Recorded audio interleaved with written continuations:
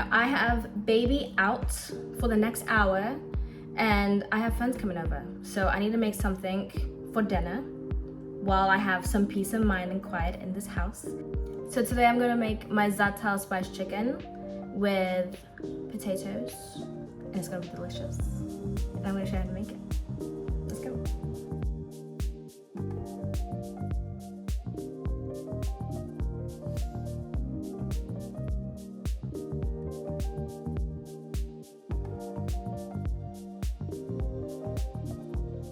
So I'm gonna take you around, my kitchen. I have my chicken right here. I spatchcocked it. Let me put you down again. I've spatchcocked it and salted and sugared it. Equal parts salt and sugar. I did a tablespoon of each because this is a 4-pounder chicken. And I'm gonna now pat it dry. What is so important about patting your chicken dry? After dry brining, which is my preferred method, this is a 4-pounder chicken. So I added about a tablespoon, a teaspoon per pound, as the professionals say. So 4 teaspoons is 1 tablespoon. And I added equal parts of salt and just white granulated sugar. I wanted to help the sugar and the salt to really soak in to the meat as much as possible. This has only been brining since 7 a.m. It's like about 5-6 hours, which is plenty of time. You can do it overnight, obviously that's better, but if you don't have a lot of time, then an hour will do. You'll be surprised of how much of a difference an hour makes. And because of the sugar and mostly the salt, this chicken is releasing all of its excess juices. And this helps create extra browning and crisping because there's a lot less humidity in the meat for it to crisp up and brown. And because of that, there's gonna be a lot of sweating. So you just have to pat it dry just to make sure that everything is nice and optimal crispy possibilities. And I'm gonna put this away, wash my hands.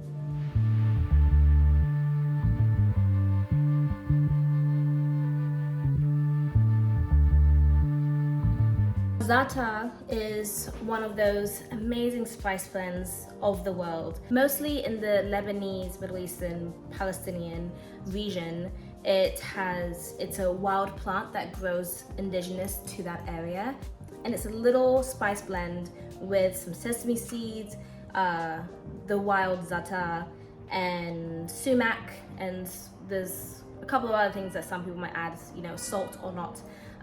But it is really earthy and fragrant, and the sumac really reminds me of like an umeboshi, which is like a Japanese plum, and it's super tart, but it's hard to explain if you haven't had it, and it is truly one of my favorite spices. And you could easily just sprinkle this straight on the chicken, but I learned this trick on TikTok where you boil some water. Let me back up. You boil some water and then you heat the pan, or you heat the bowl. And this bowl was super hot with the boiling water, and you invert it on top of a stick of butter. Now this I did, I want to say 10 minutes ago, maybe 20 minutes ago now. And this butter is room temp. It was fresh from the fridge. It was super cold, hot. And now it is just super soft, like perfect. I'm gonna use a half a stick, so 4 tablespoons. And I'm going to rub that into the za'atar. This will help brown and crisp the chicken even further, and also help the spice to adhere to the meat. And along with my za'atar, I have another 2 teaspoons of sumac. Sumac is a component of the spice blend, but I really want to push the envelope a little bit extra with the meat because chicken is super fatty and it's gonna release a lot of its fat, schmaltzy goodness, and the tartness of the sumac is really going to balance that all out. I'm going to just rub that all in. I'm not gonna add any additional salt because with the salt brine, the chicken is going to be perfectly salty and it really doesn't need any additional. Make sure you get all into the nooks and crannies here. And flip her over. It's important that you make sure you get the inner cavity as well because you want to flavor the chicken literally from the inside out. Okay, the chicken's to the side. We're going to prep our other ingredients. I like using these really sweet, not sweet as in flavor, but in cuteness, mini potatoes. They're like little golf ball sized. I'm gonna cut them in half because we are roasting for a long time, but we are cooking at a high temperature. So that's gonna help cook through the potato, but also get a nice golden color on the outer side of the skins. 24 ounces, which is a little over a pound and a half. Pound and a half.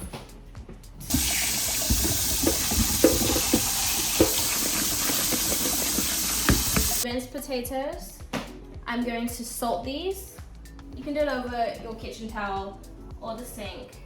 I'm adding 2 teaspoons of salt. You've dried the potatoes, but a little bit of the water is still gonna stay quite attached to the potato. And that's fine because they're going to help adhere the salt to the vegetable. Now I keep a bowl of my onions and garlic and ginger usually. But at the very bottom, there are the rejects of tiny, tiny little garlic bits that I'm not gonna bother chopping these up. And what I like to do is keep them for a rainy day, especially now that it's autumn and the weather is turning a little bit cooler and it is roasting season. I'm gonna fish all of these out. I mean, honestly, like this, no. This is for roasting. And I'm going to keep these in their skins and I'm gonna just throw them on with the potatoes and the chicken, and they're gonna cook really, really nicely with everything. And I have this ginormous garlic. Like, look at this.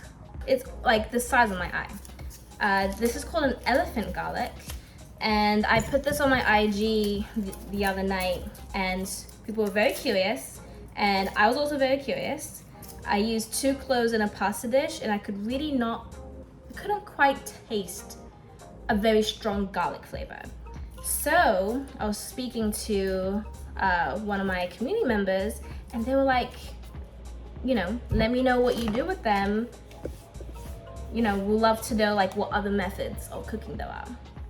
And what I did was obviously pasta, which is the most basic of all. But while I was chatting with them, I was like, well, if they are quite delicate in flavor, I wonder what they would taste like if they were slow roasted. Now I am fast roasting, so I'm actually going to cut these in quarters and then nestle them under the chicken so they're a little bit protected.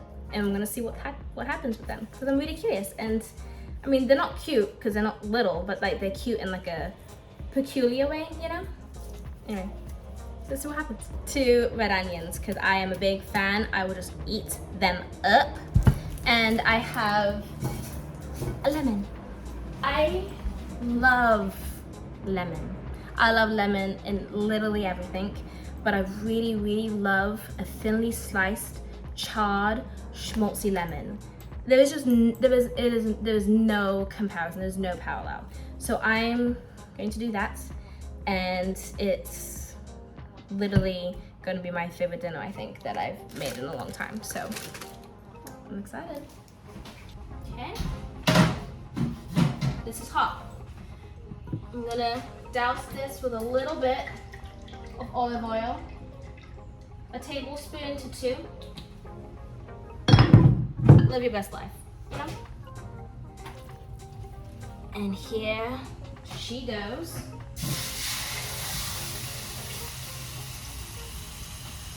Did you hear that sizzle? Now with my chicken, I have my onions. Make sure it has great contact with the sheet tray. My lemons. I think I'm going to need another sheet tray. Yep. I don't want to crowd this too much. Overcrowding is going to just slow down a little too far the cooking process. So I'm going to get another sheet tray. I don't know where my other half sheet tray went, so we're using a 1/4. I'm dousing the rest of my veggies, which is going to have plenty of time and space to cook. Honestly, I don't like when I center the whole meal around a meat. I don't think that's what it's about. I think it's about the whole experience of the schmaltzy potato or the really crispy onions, the burnt lemon, or the caramelized garlic. Like, that is what I get excited over. Now everyone is well acquainted with each other. Some lemons inside here. But as you can see, we are ready to go. Let's put this in the oven. So we're gonna roast that chicken at 450 degrees for about 40 to 45 minutes. Now that is going to completely range on the fact that if you use any additional potatoes or vegetable in the pan or in the oven itself, that is definitely going to slow down the cooking process because the oven is compensating for those vegetables to heat up as well and to bring to temp, just as well as with the chicken. And it will also depend on your oven because it depends if you have a fan or if your oven is actually correctly calibrated, which I do highly recommend that you use a oven thermometer because it has changed my life and my baking game. But most people don't even know if the oven that they set it to, the temperature that they set it to, is actually what the oven temperature is. And even for mine, at this point, I don't even pay attention to the reader. I look at my thermometer and adjust the readings and the touchpad thing. What is that called? A touchpad? According to what I need. So my chicken has been in the oven for 40 minutes now. My timer is about to beep, so let's check it out.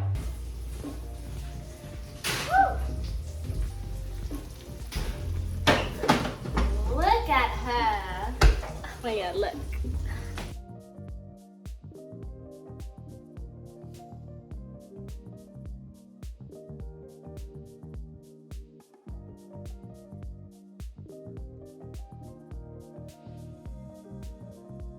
She's beautiful. But I need to double check if she's edible. So I'm gonna use my little meat thermometer here. I'm gonna check in 2 sections. The center of the breast.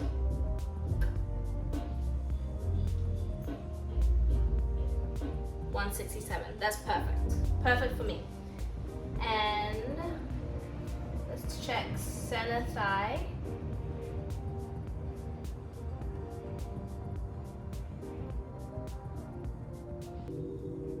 Oh yeah, she's good.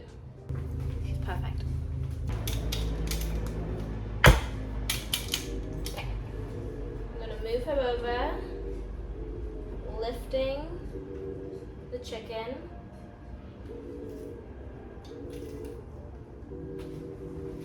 And over. She is so beautiful.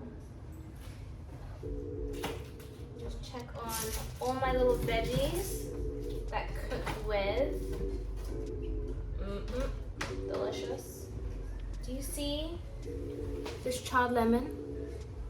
That's exactly what you're looking for. Exactly. just separating them, pushing them off. So it's just easy for me to put them on a